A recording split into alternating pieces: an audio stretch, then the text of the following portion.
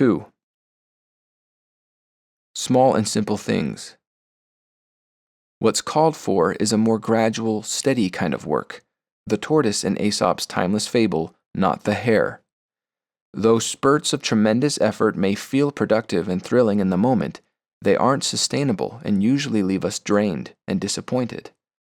As James Clear writes, it's so easy to overestimate the importance of one defining moment and underestimate the value of making small improvements on a daily basis. Too often, we convince ourselves that massive success requires massive action. Whether it is losing weight, building a business, writing a book, winning a championship, or achieving any other goal, we put pressure on ourselves to make some earth-shattering improvement that everyone will talk about. By small and simple things are great things brought to pass, counseled Alma. In the New Testament, James observed that great ships are turned about with a very small helm. This pattern of small, simple changes is the key to real, enduring change. It's the proper principle to follow in order to truly become. Small and simple things is a pattern we can observe in nature. Think of the way a tree steadily grows, gradually deepening its roots and stretching out its branches. Or the process of evolution, in which it takes many generations for a new species to slowly develop from an old one.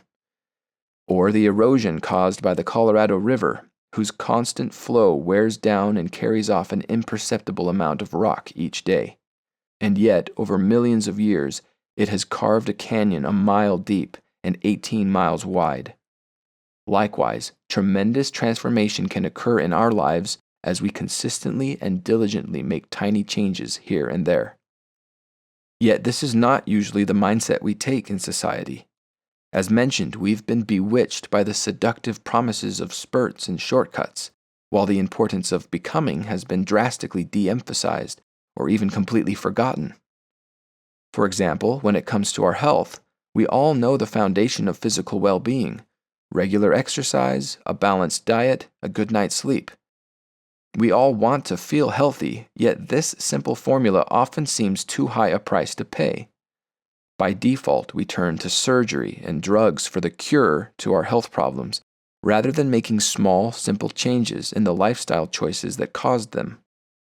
But usually these so-called cures only temporarily hush the symptoms while the root of the illness continues to fester, laying the groundwork for bigger problems later on. Here's another example. In our age of smartphones and social media, our pursuit to be connected with one another has left each of us a mere finger length away from billions of people at every moment. And yet, we tend to have fewer close friends than ever, and feelings of loneliness abound. Clearly, the big obstacle to meaningful human connection is not the distance that separates us.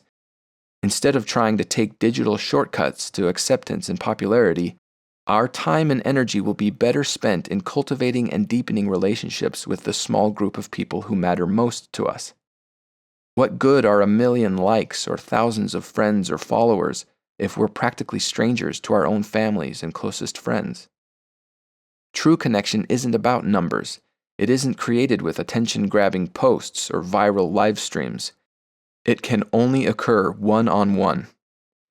Developing real, profound relationships, a place most certainly worth going, can't be expedited or made more convenient with a smartphone app or any other kind of technology.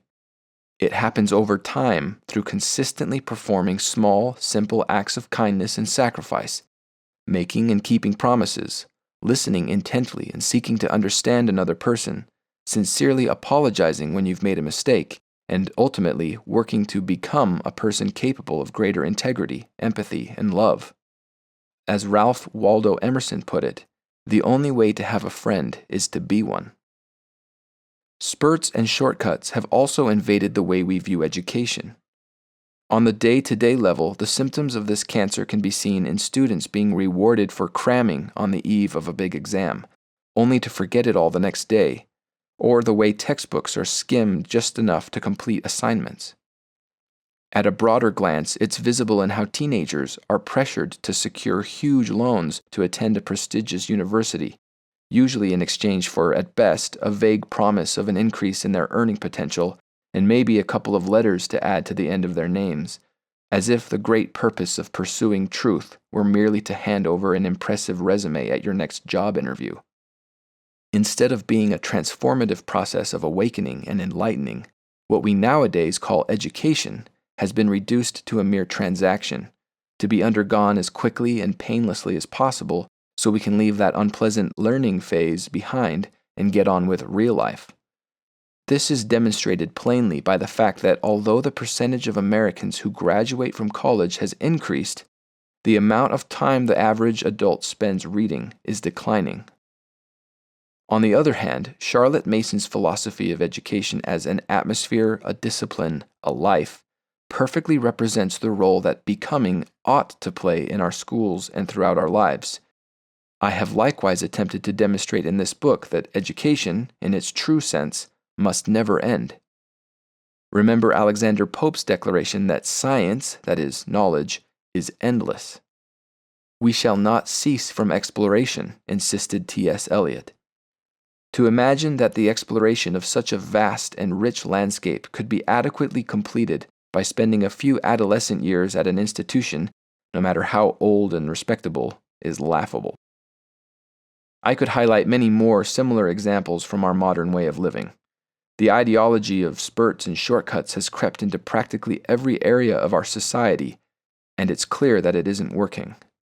What will work is focusing on becoming through small and simple improvements on a consistent basis. Granted, this process is not as flashy as a spurt or shortcut, which are much like fireworks, capturing everyone's attention with their explosive boom and sudden splash of light. Despite all its mesmerizing radiance, however, a firework's legacy is fleeting and short-lived, while what we've set our sights on is something much longer-lasting, even eternal, something which cannot be built with the lighting of a fuse or a single spectacular burst of energy. We are laying the foundation of a great work. Small and simple, how is it done? I have asserted that becoming is the only place worth going, and that there are no shortcuts that will get us there. We have also established that becoming is a steady, gradual process that can't be accomplished through big, dramatic spurts of tremendous energy. Instead, the only path to true, lasting results is to follow the pattern of small and simple things, to incrementally improve line upon line, here a little and there a little. But how is this done? What does it actually look like to make small improvements every day? Let's dive a little deeper into the nitty-gritty of small and simple things. Consider this quote by Henry B. Eyring. "My experience has taught me this about how people and organizations improve.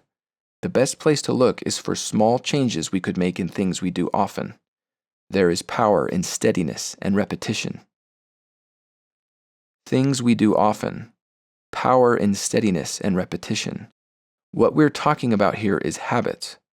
The key to making small changes within ourselves is to focus on the behaviors that we habitually perform over and over again. Paraphrasing Aristotle, Will Durant wrote, "We are what we repeatedly do. Excellence, then, is not an act, but a habit. As our habits change, we change." James Clear explains further, "The more you repeat a behavior, the more you reinforce the identity associated with that behavior. Every action you take is a vote for the type of person you wish to become. No single instance will transform your beliefs, but as the votes build up, so does the evidence of your new identity." You'll recall that in the previous chapter I explained that steady change can occur in our animal nature as we watch our thoughts, words, and deeds, that is, actively and regularly turn our attention inward, directing it at the habitual actions we carry out each day, and then use the space between stimulus and response to choose new, better actions. Developing this central habit of paying attention to our habits is how we act in the now, gradually expanding the gap of agency and increasing our power to choose. This is how we continue the transition from being mere objects that are acted upon into agents who act for ourselves. As you regularly choose to be mindful and intentional about the things you do every day, the old version of yourself that is tied to your old habits will slowly fade away, and a new version will gradually come into view. It rarely happens all at once in a dramatic burst. You don't just wake up one day as a completely different person. It happens one step at a time, one tiny habit change followed by another over weeks and months and years. As Benjamin Franklin put it, human felicity is produced not so much by great pieces of good fortune that seldom happen, as by little advantages that occur every day. Thus, if you teach a poor young man to shave himself and keep his razor in order, you may contribute more to the happiness of his life than in giving him 1,000 guineas. Now, at this point, you may have detected something of a contradiction. I began this chapter by emphasizing the importance of becoming, of working from the inside out. And yet, I've just asserted that the key to becoming is to work from the outside in, to change what we regularly do in order to change what we are. The reason for this is that our outward behavior is really all we can consciously change. We only have direct control over what we do. Any influence we have on what we are is indirectly linked through our actions. What differentiates this work from true outside-in shortcuts is that we begin by envisioning the kind of person we wish to become, what we want the trunk of our personal tree to look like, and then deliberately adjust our habits to better align with that vision. To expound on this, I again quote James Clear. First, decide who you want to be. Then you can begin taking small steps to reinforce your desired identity. I have a friend who lost over 100 pounds by asking herself, what would a healthy person do? All day long she would use this question as a guide. Would a healthy person walk or take a cab? Would a healthy person order a burrito or a salad? She figured if she acted like a healthy person long enough, eventually she would become that person. She was right.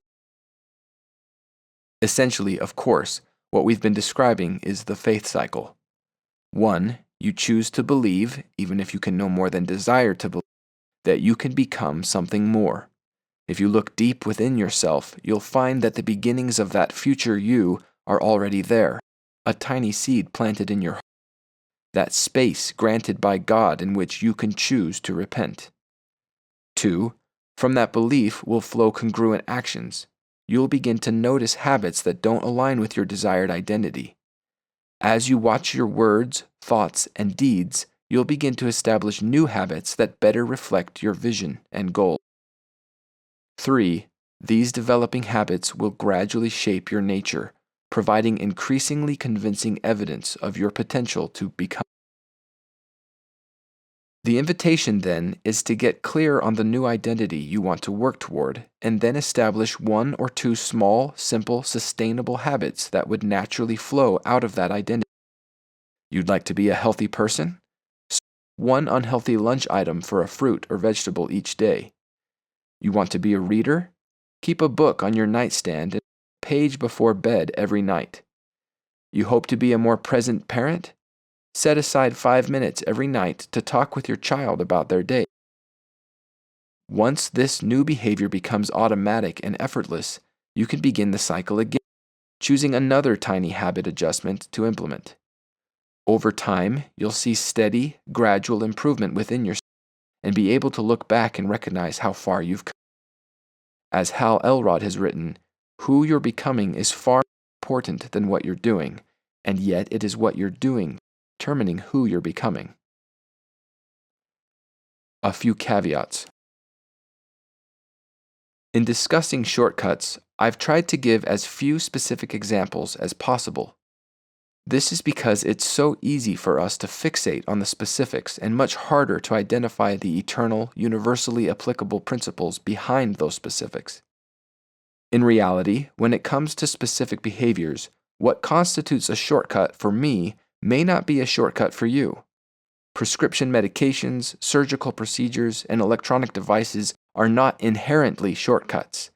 It's how we view and use them that determines whether they're shortcuts or useful tools. In much the same way, the particular kinds of habit adjustments that work for me may not work for you. Stephen R. Covey illustrates this truth by comparing it to prescription glasses. While my glasses might bring clarity to my world, they'd likely make things more blurry for you.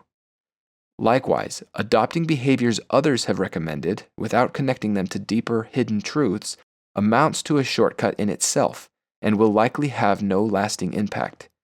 You must seek out those true principles for yourself and then make choices regarding your beliefs, values, and habits based on the wisdom those principles reveal. I also want to make it clear that I personally continue to struggle in my attempts to become. I'm not immune to the allure of the shortcut.